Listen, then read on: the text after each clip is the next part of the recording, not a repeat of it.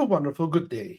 My name is Ekim Maurer, and I'm the product management leader for IBM Concert, which basically means if something doesn't work in Concert, that's my fault. If it works great, our engineers did a fantastic job of delivering what was requested of them. What is this whole thing about? Resilience. Resilience is a buzzword. We hear about it a lot in business conversations. As a product manager, you can imagine that's all I do, some boring business conversations. But honestly, resilience is a very fascinating thing when we look at it from a technical. What is resilience? It's the capacity to withstand or to recover quickly from difficulties, toughness, or the ability of a substance or object to spring back into its shape, being elastic. Why is that important in our context as IT people? Well, we talk about application resilience. We talk about business resilience. It is the ability of systems and teams to withstand and recover quickly from disruptions. Or simplified, with my favorite saying recently, resilience is the art to come up and stay up. The people who make software, the people who create the lifeblood of our enterprise and of our businesses, effectively are developers, are engineers. The entire world economy is based on the shoulders of code. And the people who create that code are the ones who are responsible for its success and are the ones who get blamed when things are not necessarily going 100% the way that some weirdo in his ivory towers imagined. That would be me often. So when it comes to resilience, we need to create systems that can withstand disruption. We need to operate them. We have to measure them. We have to try to understand everything that's going on in our systems. But we need to do that at scale. And doing resilience is a hard job. Some of you might have joined the session earlier with Mike Mello and myself talking about the new reimagined resilience postures and ideas. But resilience is a developer task. IBM's big strategic alignment is shift left. We're not in a room, so I can't ask for a shirt of shift left. But when I do it in actual rooms, I see about 80% of the room raising their hands. And I think that is a great ratio because about 80% of organizations also say that they have difficulties achieving application resilience. Why? Because application resilience needs to start with shift left. The developer, the problem needs to come closer to the developer. The developer needs to be in charge of the solution. But whenever we have to translate business speech, we need to raise our revenue by 20%. Well, some people have to listen to that and then translate that into actually what it means in actionable items. Raising the revenue by 20%, if you're an e-commerce site, it means that you should be maybe less down. How often are you up? What is your uptime? Maybe during maintenance windows, you should do less. Latency can be improved. All of those elements can help with improving the revenue cycles. So if that is a problem for organizations to actually improve on their ability to stay up and come up, and as I said, 80%, and that's not my number, IDC made that assessment to interviews. If an organization has difficulty achieving application resilience, almost all the time, the problem is that they are not involving developers and development early enough, and that they are trying to band-aid problems instead of solving it with the people who have the ability to solve it. Again, you, our engineers, our developers. Part of the thing is that almost everything that you do is dependent on third-party tools. You use your IDEs, you are using security scanners, you are using code repositories, CI/CD pipelines, container systems, operating systems. List goes on and on. you are on average, anybody in an IT company today is using over 40 tools. Within an organization, it's very common to see thousands of tools being deployed, sometimes even overlapping. The left hand doesn't know what the right hand does.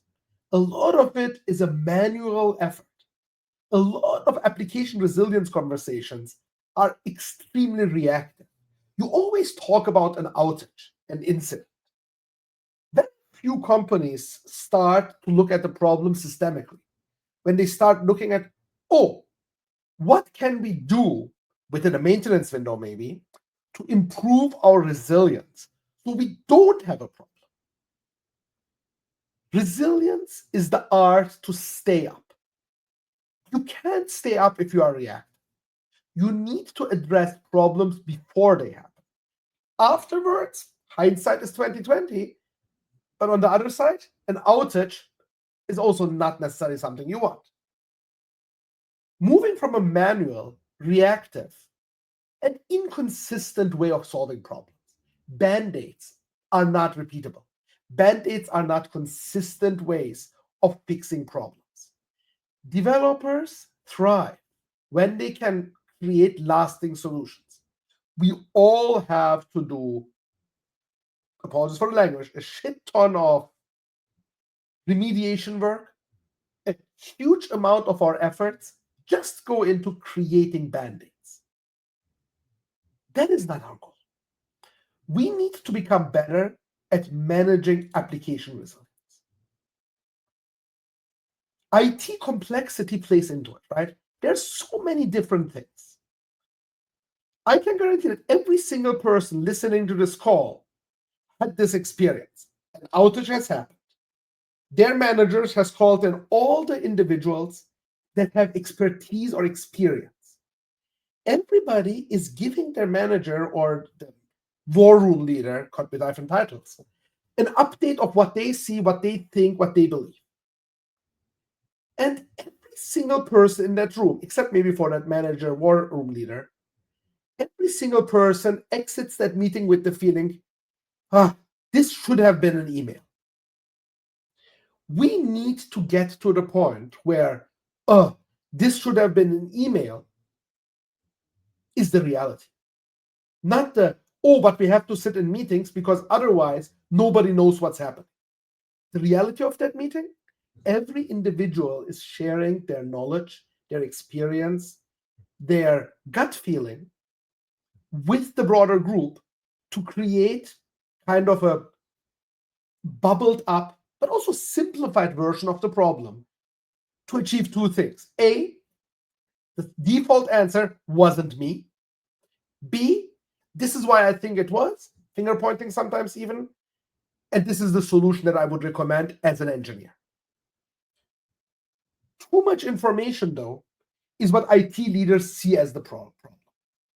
If I'm talking to 15 people because all of them look at the angle from different angles with different tools, I end up in a situation that is too complex for me to make good decisions. It's not coincidental that over 75% of all outages, according to Boston Consulting, 54% of all IT outages are human error, by the way. But from this 54% human error outage, 75 to 80% are actually the best possible decision based on the person's knowledge at that given moment in time. With the same knowledge, I would have taken the same decision and I would have brought down the system.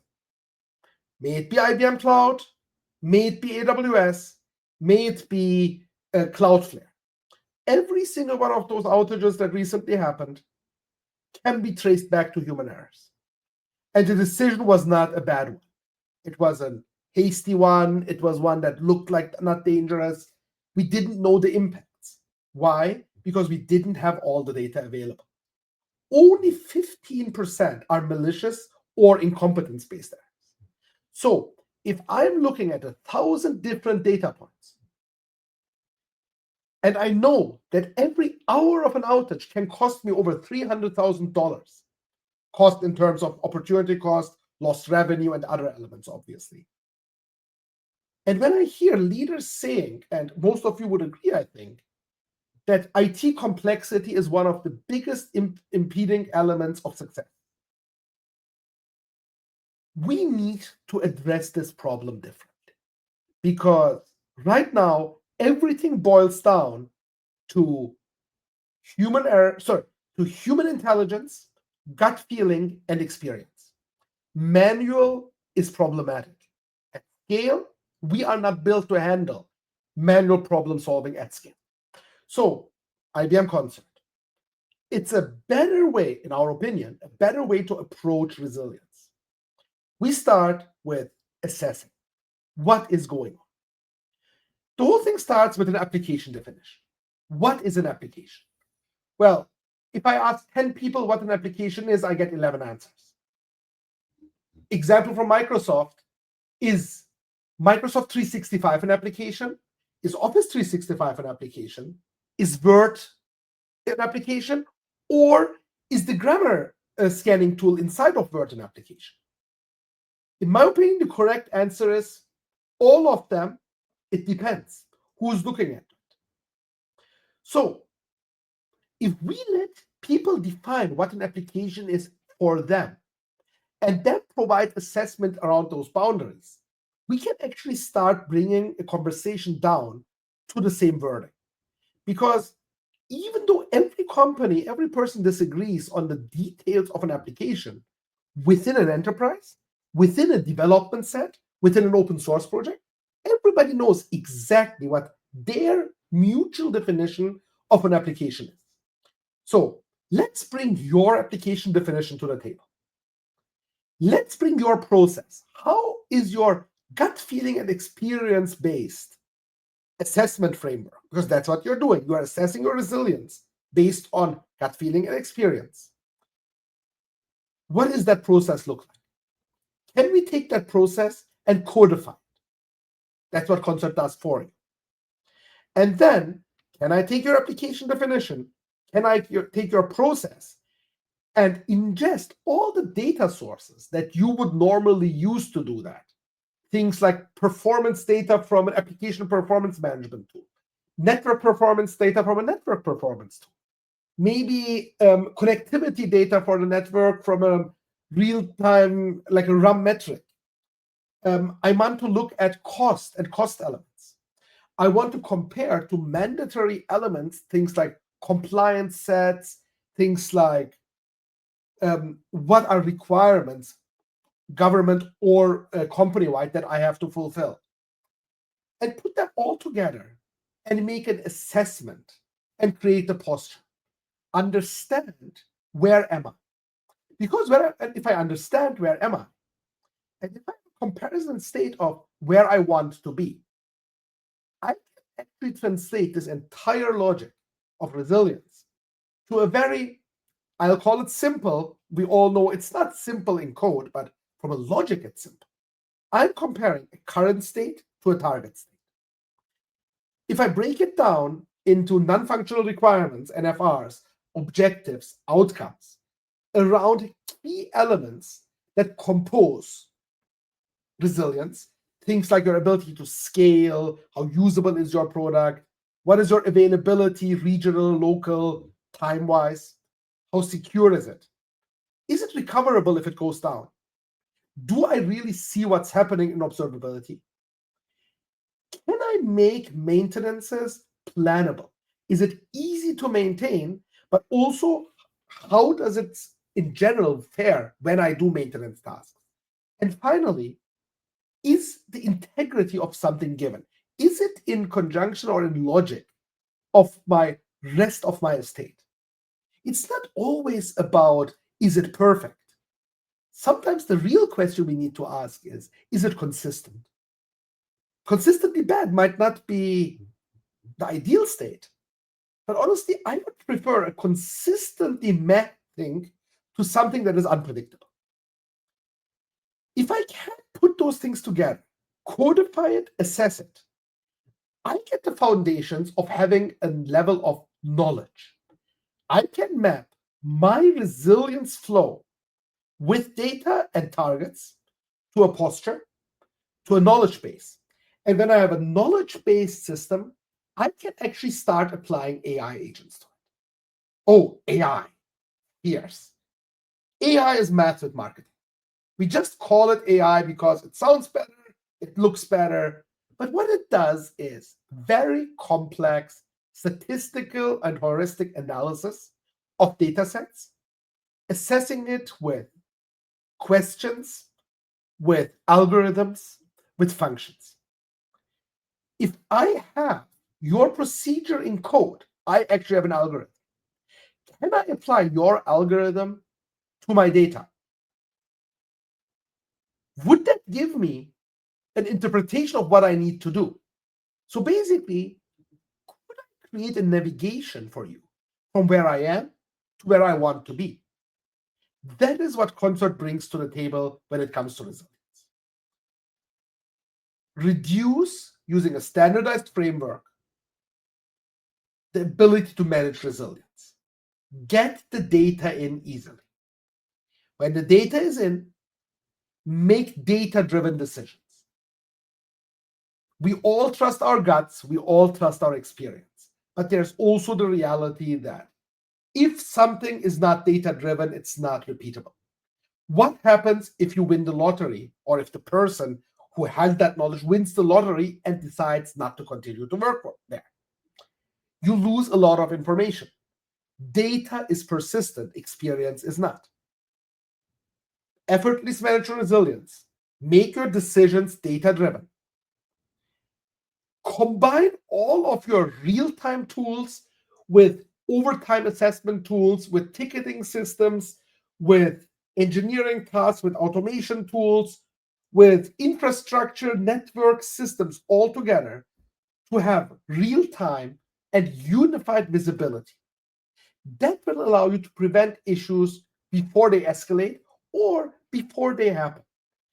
Basically, it's always better to spend time before a problem than spending time after a problem. Because if you do that properly, you actually start saving money. If you save money, your bosses are happy. Your time is one of the most valuable assets you give to a company, and you are wasting it way too often doing tasks that are resilience related at scale, doing very mundane tasks that feel very boring and are one of the main reasons a lot of IT people suffer from burnout. Not because the work is not fulfilling, just because the work has so many repetitive, mundane tasks. Instead of using your brains to create, you are using your brains to fix. And that's definitely not everybody's forte. Most people thrive, especially developers, especially engineers, thrive in the world of creation, not in the world of fixing. We are not plumbers. No offense to plumbers, but still, it's a different data set. Resilience today is manual and fragmented, gut feeling based. It depends on skills being present at any given time, which means you are overhiring, you are using people who are not qualified for doing certain jobs, and it is almost impossible to scale. With Concert, we are trying to standardize it, map it programmatically, and allow you to do the things that matter to you, developing, enhancing, creating, instead of dealing with old stuff that needs fixing. After we have assessed everything, we have to anticipate. We look at our applications from a 360 degrees angle, understand the lineage of an application, see changes over time, versioning controls, and other elements that you all have. We get data from a myriad of tools that you are using to create one discrete view of your application. Because if you can put everything that we talked about resilience into the context of an application, you can start collaborating significantly easier. If you look at it and you see gaps in your knowledge, you can uncover missing links, missing tooling, or over a commitment of tooling. 5 tools manage the same thing. That's a waste of time and resources. All of that together bringing everything down to that one central point really allows you to take intelligent actions. Because taking actions is great, but if they're not forward-thinking, intelligent, automating a bad process just makes the thing worse, right? So we need to be intelligent and forward-looking with it. Bringing everything into that 360-degree view is critical. And I will go to the product in a bit, and you can see how Concert does it. Unifying a view of my topology, understanding how do source code, images, runtime environments, API endpoints, internal or external API endpoints, behave and interact with each other. What type of packages, third-party packages, open source packages, are actually part of it? Because with open source especially, we're all guilty of trusting open source, sometimes a bit too much. We're not necessarily looking if open source software is well maintained or how current it is. In many companies, there are conversations about which licenses can be used for various reasons, redistribution purposes, legal limitations. But also when you write code, that code can impact a myriad of other things. But it goes the other way around. If I find something that fixes a problem for 20 applications, maybe that's a great thing to fix. So getting that holistic topology understanding of your application is where a lot of the story starts. So without further ado, let's look into Concert as a product for a bit. And perfect. Thank you, admin. Switched over to an actual live product, and obviously, I hope I'm not timed out yet. IBM Concert looks at resilience. We talked about it. This is a pre-built of our release that will come out end of July. So this is not currently what Concert shows. This is a new view, and this audience is the first one to get to see some of this. This is still work in progress, so when you get the final product, it might look like this. It might look slightly different. But the idea stays the same. You start with discovering your data. You connect to a common integration element. For example, I connect to AWS. I can choose what type of integration I want. Let's say I want to implement against Amazon EKS clusters. I can select a region where it's deployed. Well, if I can click properly, at least I can do that. I can select it. I'm in Canada, so let's use Canada. And then if I have an API key, I don't, it would automatically populate, scan it. This scan takes about 10 minutes. After the scan is done, what I get is an overall resilience score. It looks into all the elements of resilience. It looks in what's happening, and I can see, for example, in recoverability, what actions I have, what will happen, and I can look at the details. When I look at the details, I get a breakdown of my resilience. For example, for my critical applications, I can see how are my values trending. This is happening on a periodic basis. In this particular, we do a monthly assessment. In the monthly assessment, you can see that every month an assessment is run again. All tools, all information pieces that we require to be effective. And then we can show you your posture and how it's changing over time. So when I look at a particular assessment that was brought in, I can see how that assessment maps, what values are in there, what are the risks of those values. I can also see, in this case, I used Instana as a source for information, for example. I went in, collected all of the data sets from Instana, but I can use any other APM. I can also get information from ticketing systems, from ITSM systems, CMDBs, NPMs. The list is really long. We have over 600 integrations that we support. But we get that information in. This information is correlated, calculated, and finally, I will show a bit more of how we calculate those things. It's very simple. But we get back with various elements and assessed scores. And those assessed scores allow us to do things. Sometimes it's as simple as creating a change request. Sometimes the system has actually significantly deeper suggestions. This is a demo data set with very little problems. but it would recommend things around your containers, around your deployed systems, to give you a clear task on what you can do. We are assessing the situation. This is my current state. When I look at the libraries, you can see that we have 4 built in, and this is fully extensible. You can always add new libraries to it. But look at something like a container build library, a base image. And you can see that the assessment and the assessment criteria are mapped in a Python-based code element. For some of them, it's very hard-coded. This example is very straightforward. If the percentage of images with an incorrect base image is 0, that's great. The more are not fitting into a base image, the more are runtime modified, the worse my posture for container build integrity is. So it is a simple math calculation, simple calculation that gets me to a level. In more advanced cases, when I look at libraries that are more procedure, like our foundational library, the availability of applications, here, the code, even though it exists, is also using AI-based elements.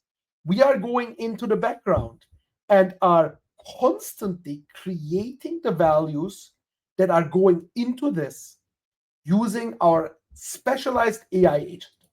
Some elements, I don't know which ones, don't have any values displayed for the math it performs. A lot of them also are completely dynamic. But the main idea behind it is that you can use our IBM's opinionated libraries that tell this is how we define good resilience, and then take that and move it over into tasks and actions. Because the moment we have AI-assisted elements, we also have the ability to say, hey, this particular task would require to do a change in a certain element. But a lot of what Concert does, as we spoke before, is around our topology view. It is bringing the developer's view of applications and the way you are defining applications in your environment together. So in this demo system, there are 4 applications loaded. I can filter them. Let's look at Bravo app, for example.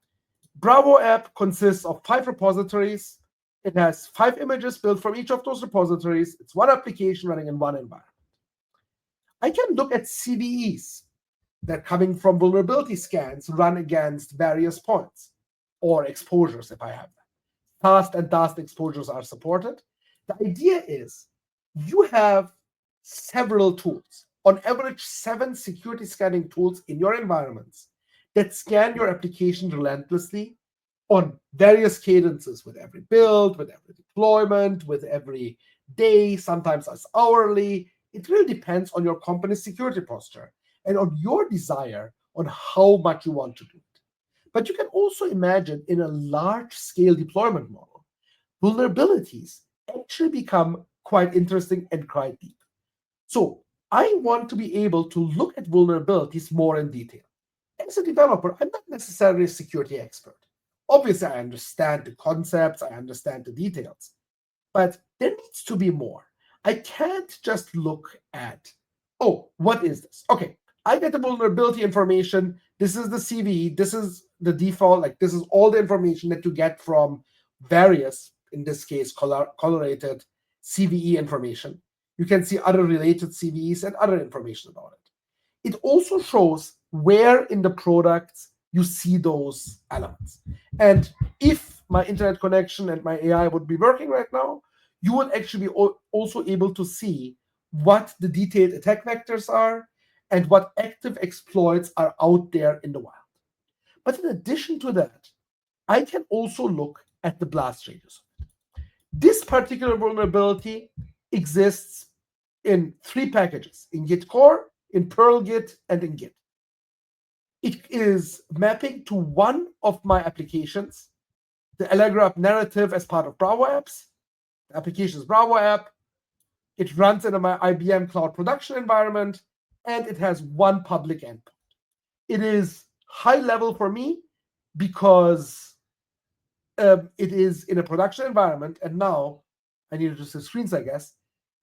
Even though we don't have much information about how the actor is done, there is no exploit in the wild. That means that this vulnerability, even though I'm reading the screen, right, it is related to something very particularly, it could lead to a remote code execution, but there is no evidence of it. Does that mean I have to approach this immediately? Is this a high criticality for me? Well, that's a priority conversation. And my priority conversation tells me, yes, in your environment, based on the importance of this application, based on all the other factors that go in, it is a priority one. And there is actually a way to mitigate it. The mitigation is very simple. You need to upgrade your package from one version where it's today to a later version. In version 240.1-1, this particular issue is fixed. So we would look at it step by step and give you a path on what to do. But it's not just an individual CVE that works. Sometimes you can find CVEs in multiple different application pieces. Like this particular one, when I look at the blast radius, you will see that it impacts a lot more. It impacts 5 packages that are used in 7 different build and image, 5 packages in 7 images, used in 3 different applications, running in different environments with different API endpoints. This basically shows us how big the impact of this particular CVE is. So if I manage to fix the CVE by patching these 5 packages, I actually secure 6 public API endpoints. That is a low effort, high reward type of element, because when I look at my overview, I also learn that I actually have to do a single update of the package com faster XML, Jackson, Core Jackson, whatever, into version 2.15.0. This is low impact, this is low effort, high impact. This is my highest priority finding. This is what I really recommend as Concert for you as a developer to focus on, because this is not just saving the day. This is something that might be an issue in the future. It is high risk, but it is also a low impact that you have to do. You only have to change one package. You have to check if that package works, obviously do your tests and everything else. But by upgrading a single package, you are fixing 6 different issues. And my environment is small. When you do that at a scale, you are getting to completely different numbers. And I will actually share a customer experience from there. Concert looks at vulnerabilities. Concert looks at a software composition. That's the entire idea of all open source packages that you use, where you want to use certain versions, when you want to know what the system is, and you want to have a breakdown of what it does. Elements like change sets that are coming to the product are not being applied continuously. You can see that maintenance-wise, that there was, for a very long time, no deployments done. It's a 0 commits in the last 90 days. Is that still a maintained product? I mean, if it was closed source, we would definitely not use a product that has no changes, nothing has happened in 90 days. Vendor Slack, most of those times, those things are not announced openly. But we all know that if something is not being touched for 3 months, either it's perfect or it's not being maintained. And I would bet a lot on the fact that it's actually just not maintained. Getting information about the open source packages that you are using in context of your applications, but also, as I said, only the ones that you are using. There are databases out there that give that information for hundreds of different or thousands of different open source. But in here, we only focus on the ones that you actively have as part of your build path. And sometimes you don't even know that a certain package is coming down from the operating system level or through cross dependencies, cross requirements. So having that lineage of your application with all of the dependent libraries becomes a very critical point when you want to develop software in a healthy way. By the way, I have not said it earlier, but if there are questions, please feel free to just drop them into the chat, and I will try to answer them either during the session or at the end. Please also mind that there is a certain lag in the system with it, so it might take several minutes before your question shows up. So bear with me if I don't answer immediately. In Concert's idea, we are looking at everything from various things, from a software composition and vulnerabilities, which I talked about, to compliance frameworks.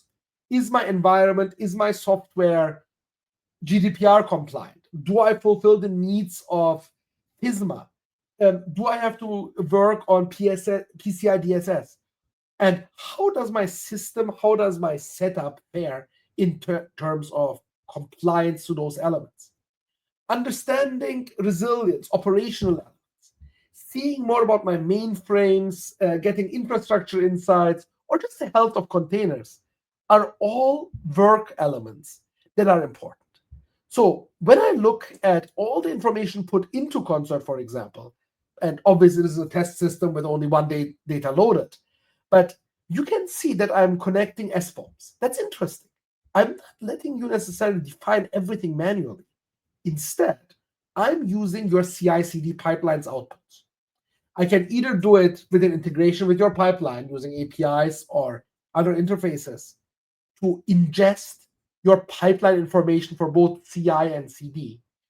I can also use CycloneDX-based outputs. You can store them as files, you can anonymize it or not, and upload them to Concert to give you the information.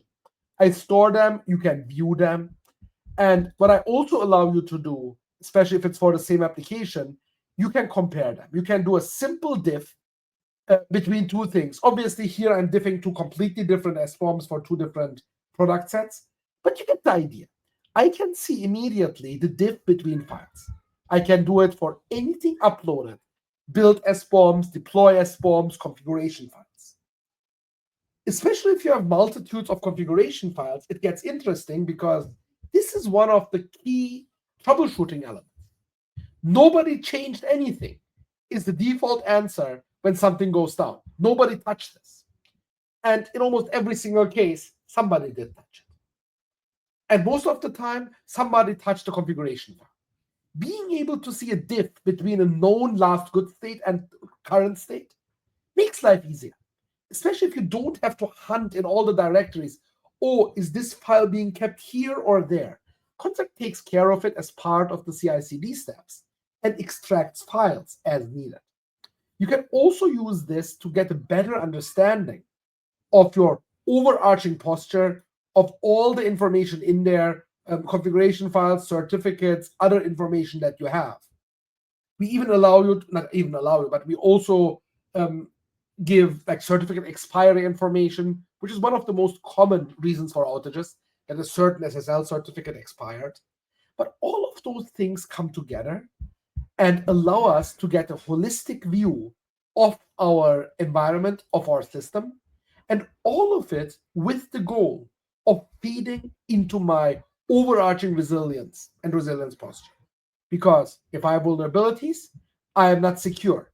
If I'm not secure, I have a gap or an issue in my resilience and in many cases also in my compliance.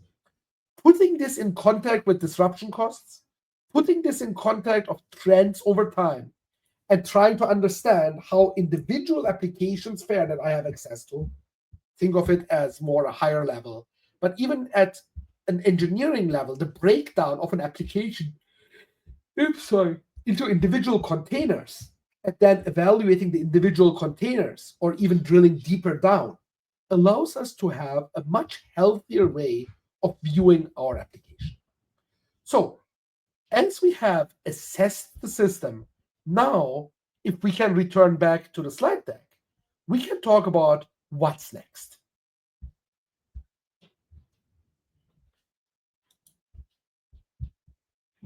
Any moment, we will switch over from the video to thank you very much.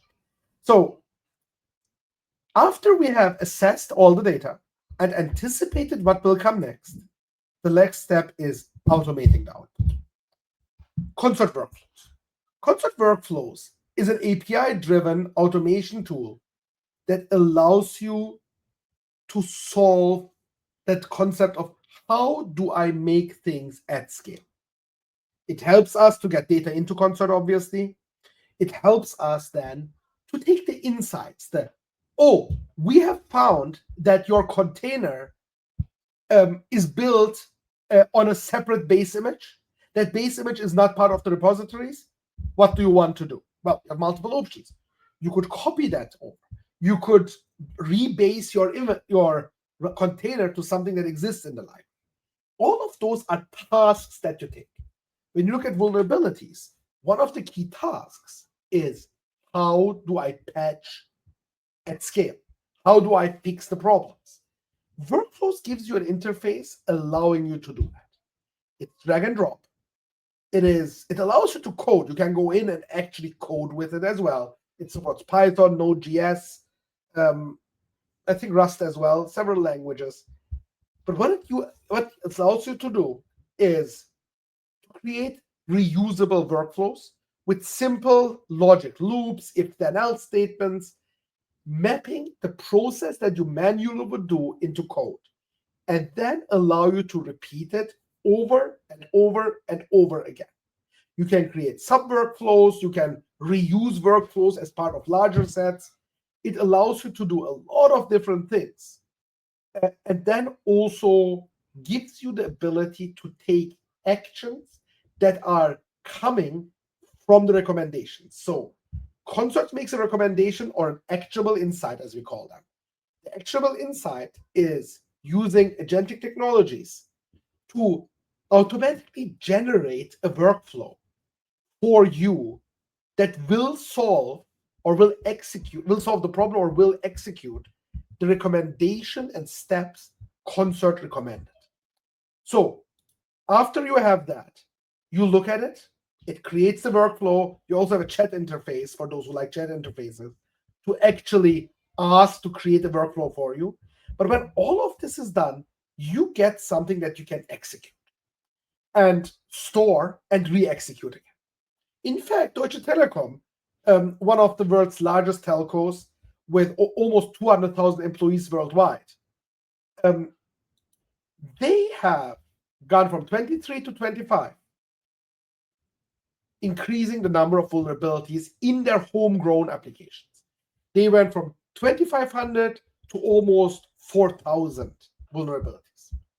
This was presented during Think 25 publicly by the CIO of Deutsche Telekom as what they are doing with Concert.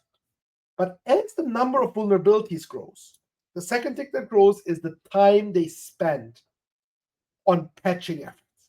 A vulnerability is found based on the German telecommunication law. They have to fix every vulnerability. So in 23, they were spending about 5,800, 6,000 hours on patch management.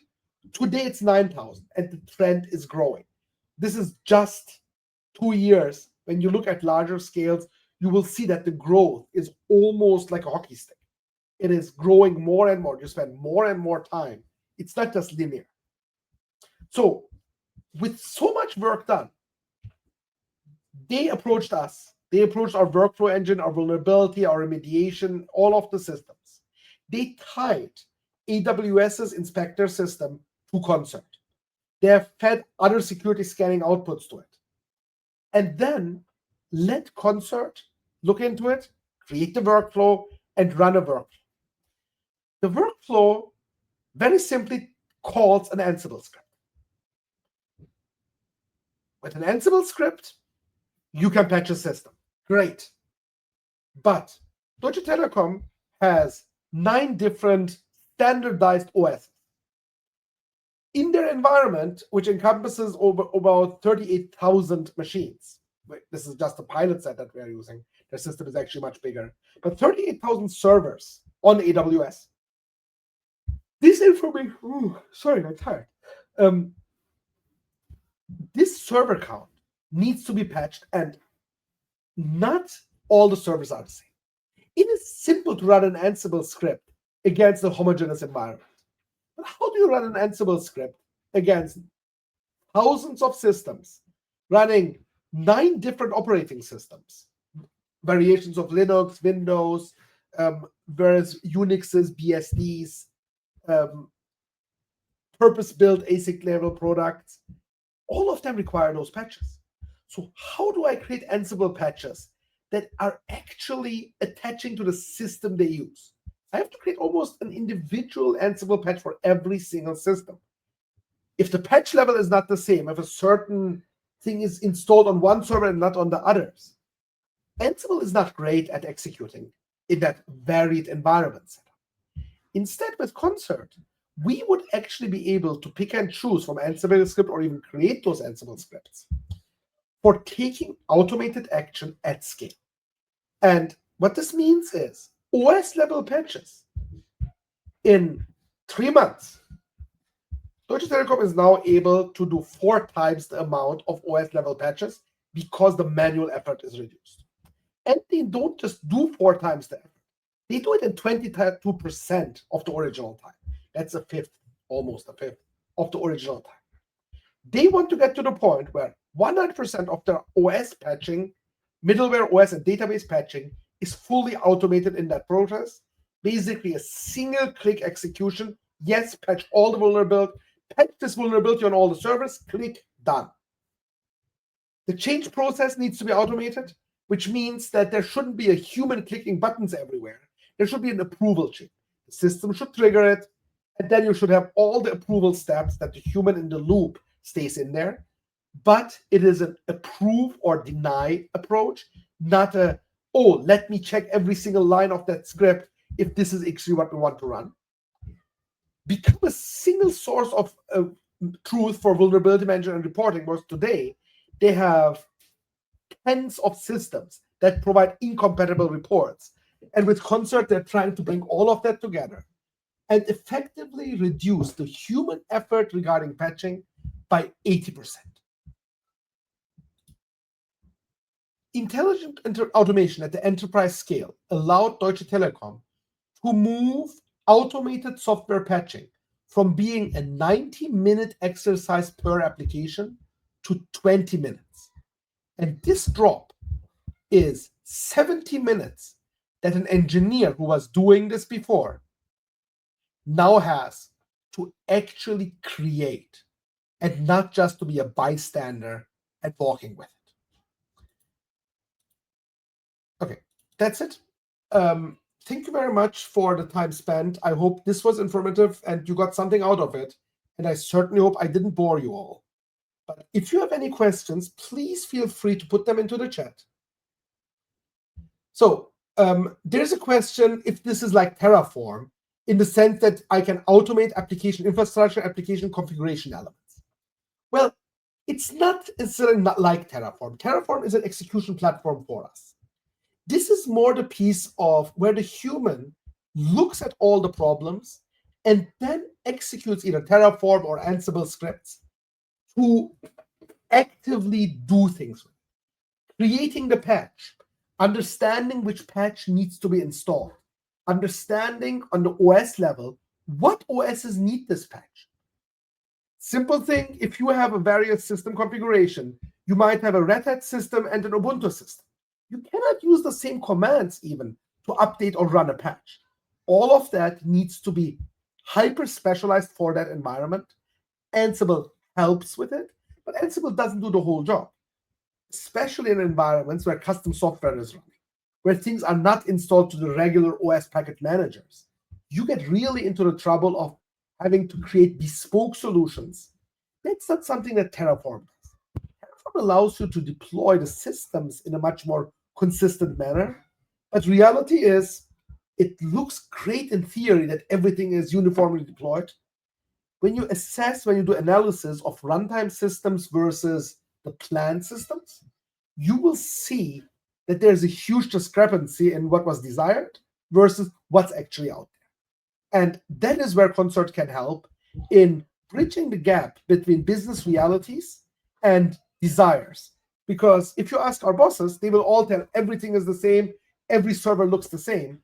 Reality is, I don't think there's any environment where 2 servers are the same. Terraform helps to make it more uniform.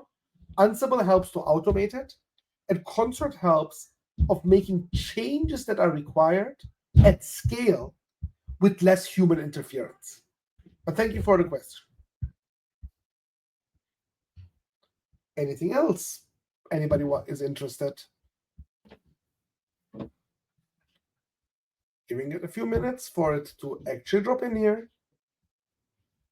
But if not, thank you for all the time that you listened. And if you have questions, please feel free to reach out to our teams. As you can see, this presentation was from our Think events. So stop by the booth on the solution floor. That doesn't apply here. But if you have any questions, please feel free to reach out. I'm more than happy to talk about it and give you answers. Okay. Thank you very much, everybody, and have a wonderful rest of your day, morning, evening, depending wherever in the world you are. And thanks for attending IBM's Dev Conferences. Have a wonderful, good day.